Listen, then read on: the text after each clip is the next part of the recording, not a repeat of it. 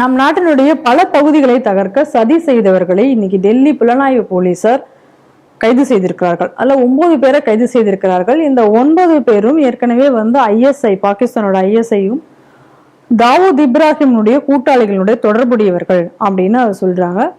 இவங்க டெல்லி, மும்பை, பஞ்சாப் போன்ற மாநிலங்கள்ல இவங்க குண்டு வெடிப்பையும், அது குறிப்பாக கோவில்கள், அப்புறம் மக்கள் கூடக்கூடிய இடங்கள், இந்த இடங்களில் எல்லாம் வெடிகுண்டு வைத்து தகர்க்க சதி செய்ததாக கூறப்படுகிறது.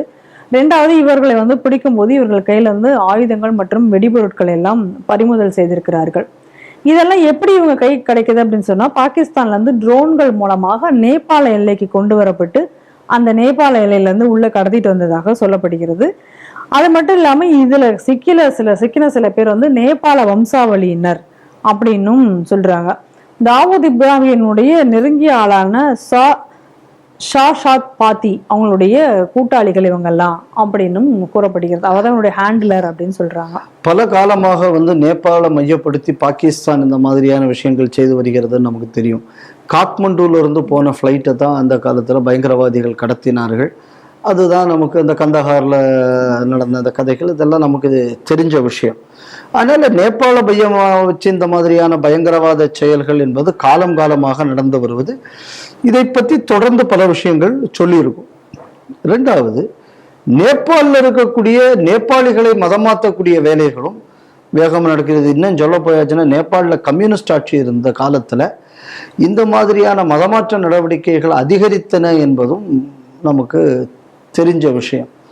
ஸோ அதனால இதை நீங்கள் பார்க்கும்போது எப்படி பார்க்கணும் அப்படின்னு சொன்னால், எப்படி நம்ம நாட்டை சுற்றி இருக்கிற ஒவ்வொரு நாட்டிலையும், ஒன்று இந்த பக்கம் பங்களாதேஷில் நீங்கள் துலுக்கணை வச்சு இந்த பக்கம் ஹேண்டில் பண்ணி பண்ணுறீங்க, இலங்கையில் வரும்போது என்ன பண்ணுறீங்க, அதுங்க வேற மாதிரியான ஒரு விஷயம், கிழக்கு இருக்கக்கூடியவனையும் யூஸ் பண்ணுறீங்க, இங்கே இருக்கக்கூடிய XLTT கேடரையும் யூஸ் பண்ணி பாகிஸ்தான் இங்கே பண்ணிக்கிட்டு இருக்கு.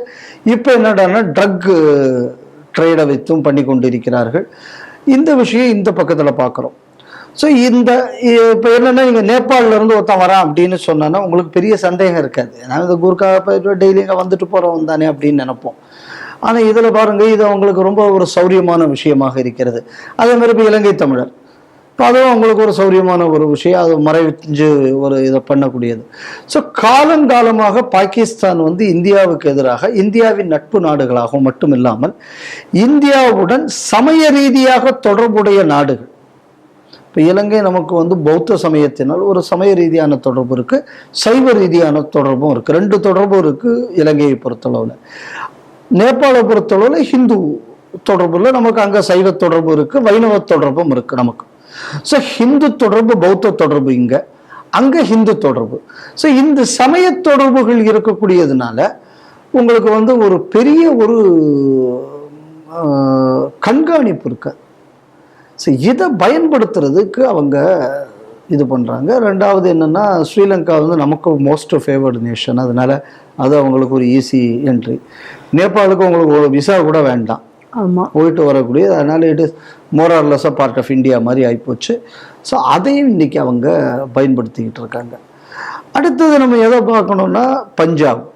எந்த விஷயம் வந்தாலும் பஞ்சாப் டார்கெட் ஆகுது. ஏன்னா இப்போ பஞ்சாபில் இந்த காலிஸ்தானி மூமெண்ட்டை ரிவைவ் பண்ணுறது, பஞ்சாபில் ஆம் ஆத்மி கட்சி ஆட்சி இருக்கிறதுனால அங்கே ஒரு பக்கம் ட்ரக் ட்ரேடு இதெல்லாம் இருக்கிறதுனால இந்த மாதிரியான அண்டர் கிரவுண்டு கேங்ஸு இது ரொம்ப வளமாக இன்னைக்கு இருக்கக்கூடிய ஒரு மாநிலமாக பஞ்சாப் இருக்கிறதுனால அதை இன்னைக்கு பயன்படுத்துறதுக்கு ரொம்ப ஈஸியான விஷயமாக இருக்கு. இதோடு நம்ம எதை ஒட்டி பார்க்கணும்னா, ஒரு 8 ஏதோ 9 பேர் இப்போ டெல்லியில் கைது செய்யப்பட்டிருக்கிறார்கள். நாங்கள் ஆனால் ஏற்கனவே திருப்பூர்ல, இதே டெல்லியில உள்ள ரயில்வே ஸ்டேஷன்ல பிரிவினைவாத பயங்கரவாதத்துக்காக வேண்டி போஸ்ட் ஓட்டினவங்க திருப்பூர்ல கைது பண்ணாங்க.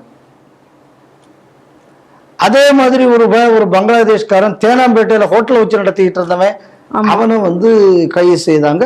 அப்புறம் நம்ம பார்த்தோம்னா, அந்த தேனாம்பேட்டை அதே லிமிட்ல முன்னாடி போலீஸ் ஸ்டேஷன்ல வேலை பார்த்த ஒரு ஆளு அந்த பங்களாதேஷ் நாட்டுக்குள்ள உள்ள எல்லைப்புறத்தில் வைத்து கைது செய்யப்பட்டார். அந்த செய்தியை நம்ம பார்க்குறோம். அதனால இன்னைக்கு இந்த மாட்டின இந்த விசாரணையில தமிழ்நாடு தொடர்பு என்ன இருக்கிறது என்பதை முதல்ல நம்ம கவனிக்கணும். அது எப்படி போகும் இந்த விசாரணைங்கிறது தெரியாது. ஏன்னா எனக்கு இதுக்கு முன்னாடி இந்த பேஸ் மூமெண்ட்டை பற்றின ஒரு விசாரணை நடந்தது. அதில் ஒரு அளவு வரை அதை பண்ணாங்க, இன்னும் அதை டீட்டெயிலாக அவர்கள் செய்யாமல் விட்டு விட்டார்கள். ஸோ இந்த மாதிரி இதை விட்டுவிடக்கூடாது என்பது நமக்குள்ள எதிர்பார்ப்பு. இப்போ இந்த நேபாள் பார்த்தோம். இப்போ இதுக்கிடையில் இன்னொரு செய்தி கூட வருது. என்ன செய்தி வருது அப்படின்னு பார்த்தோம்னா, ஜம்மு அண்ட் காஷ்மீர் எல்லைப்புறத்திலிருந்து பாகிஸ்தான் உள் பக்கத்தில் இப்போ பல கம்யூனிகேஷன் டவர்ஸ் எல்லாம் வச்சு, அந்த கம்யூனிகேஷன் டவரை வச்சு இந்த பக்கத்தில் இருக்கிற ஜெயிலையோ அந்த ஜெயில் பக்கத்தில் இருக்கிறவங்களுக்கோ தொடர்பு பண்ணுற மாதிரியான செட்டப் எல்லாம் பாகிஸ்தான் பண்ணிக்கிட்டு இருக்கு அப்படிங்கிற மாதிரியான ஒரு செய்தி வருது. ஏற்கனவே இதுக்கு முன்னாடி நம்ம என்ன பார்த்துருக்கோம் அப்படின்னா, இந்தியாவின் எல்லையான ராஜஸ்தான் இந்த பக்கம் பெங்கால் ஓட்டுனு இதிலெல்லாம் பார்த்தீங்கன்னா உயரமான மினார் இருக்கும். ஆமாம், இதை பற்றி நான் பல தடவை நம்ம செய்திகளில் பார்த்துருக்கோம். நீங்கள் இதே செட்டப் நீங்கள் எங்கே பார்க்கலாம் அப்படின்னா, நம்மளோட ஈசிஆரில் பார்க்கலாம். பார்த்தோன்னா நம்ம லைட் ஹவுஸையும் கூட அந்த மினார் வந்து உயரமாக இருக்கும். இப்போ ராஜஸ்தான் பக்கத்தில் வந்து இப்போ புதுசாக அமித்ஷா அவர்கள் என்ன சொல்லியிருக்காரு, 15 கிலோமீட்டர் வரை இப்போ எல்லை பகுதியில் இருந்தால் இப்போ 15 கிலோமீட்டர் இல்லீகல் கன்ஸ்ட்ரக்ஷன் எது இருந்தாலும் இடி அப்படின்ட்டாங்க. நம்மளும் இந்த விஷயத்தை தான் இங்கே கேட்டுக்கிட்டு இருக்கோம். எஸ்இசைடுக்குள்ளே வரக்கூடியதெல்லாம் கொஞ்சம் இடிங்க, 100 வருஷத்துக்கு பிந்தைய ஸ்ட்ரக்சர் இருந்ததுன்னா இடிச்சிருங்க, அதாவது இவ்வளோ ஹைட்டுக்கு மேலே, இந்த மாதிரியான கோரிக்கைகளை நம்மளும் தொடர்ந்து வைத்து கொண்டு வருகிறோம். ஏன்னா நான் வந்து போயிருக்கேன் அந்த கடலுக்குள்ளே இருந்து நாம் பார்க்கும்போது மினாரில் உள்ள லைட்டு தெரியுது, ஆனால் அது தெரியல. ஸோ இந்த மாதிரி விசிபிள் கம்யூனிகேஷனே அந்த ஏரியாவில் நம்மளால் பார்க்க முடியுதுன்னா, மொபைலில் உள்ளது it's an invisible thing.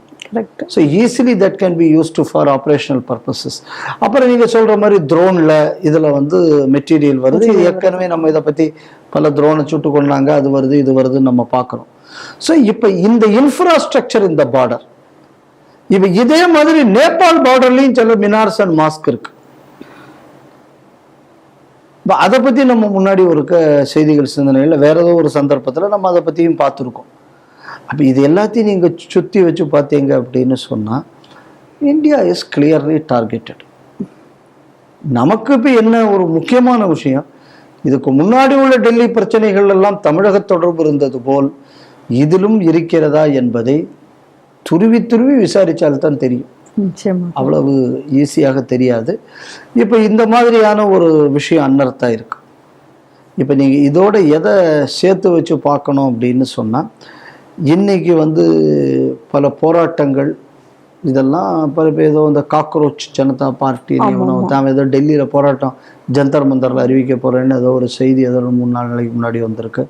So அப்போ இதெல்லாம் வரும்போது இந்த மாதிரியான பல குரூப்புகள் வந்து அதில் சேருவதற்கான வாய்ப்பு இருக்குது. ஆல்ரெடி இதுக்கு காங்கிரஸில் உள்ள பல தலைவர்கள், அது கம்யூனிஸ்ட் தலைவர்கள் அதுக்கு ஆதரவு வேறு தெரிவிச்சிருக்காங்கங்கிறத நம்ம பார்க்குறோம். ஸோ இன்னைக்கு உள்ள இந்த பயங்கரவாத மாடியூலா இல்லைன்னா இந்த பயங்கரவாத மாடியூலை பேக் பண்ணுறதுக்கான அடுத்த வேலையும் இப்போ நடந்துக்கிட்டு இருக்கு. அதனால் இதை வெறும் பயங்கரவாத ஒரு தனி மாடியூல்னு பார்க்கணுமா, இல்லைன்னா பல்முனை தாக்குதலில் இதை ஒரு அம்சமாக பார்க்கணுமா, இந்த கேள்வியும் நமக்கு இன்னைக்கு இருக்கு. அதனால அரசாங்கம் இந்த மாதிரியான விஷயங்கள்ல ஈவு இரக்கம் இல்லாத தண்டனைகள் என்னென்ன உண்டோ அதை கொடுக்காம இந்த பிரச்சனையிலிருந்து இந்த நாடு காப்பாற்றப்படாது. ஏன்னா இன்னைக்குள்ள சூழல் அப்படி இருக்கிறது என்பதையும் நம்ம புரிஞ்சுக்கணும்.